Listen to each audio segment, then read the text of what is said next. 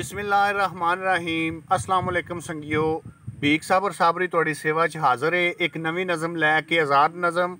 ओदा सरनामा है साया कि घर दा बूआ लत्थ मलत्था, घर दा बूआ लत्थ मलत्था, बूए दा रंग उड्डिया उड्डिया, कंधां दे ले उखड़े उखड़े, चिड़ियां पाए छत्तां विच आलणे, कोठे उत्ते खिलरे होए कई दिनां दे सुक्के भोरे, अखां दे विच अथरू लैके कां बनेरे चुप्पां वटियां, अगले अंदर पड़छत्ती ते दीवा भभके मारी जावे।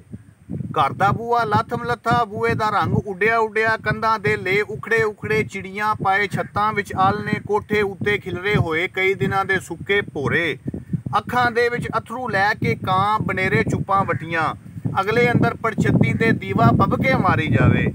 वेड़े दे विच निम दे हरियल बूटे दे ना लमकी पींग, वाह नाल पई हुलारा खावे, घर घरैन भी मेरे घर दे दिन विच कई कई फेरे लावे, मकड़ी नाल त्रीटी रल के अंदरां दे विच ला लै डेरे, घड़े दी चपनी उत्ते मींह दा पानी इकट्ठा हो खलोता, कीड़े अपने मूहां दे विच कल्ला कल्ला दाना चुक के अखां मीट के चुप्पां वट के लंघदे जावन, मेरे घर विच साया दस के राती मावां बाल डरावन, तू हुण कित्थे टुर गया सजना, मैं ते अकलापे दी धुप्पे तेरा साया मंगिया सी, किंज दा दे गया साया मैनू, कर गया क्यों पराया मैनू, कर गया क्यों पराया मैनू। उम्मीद करांगा कि तुहानू आज़ाद नज़म पसंद आई होवेगी।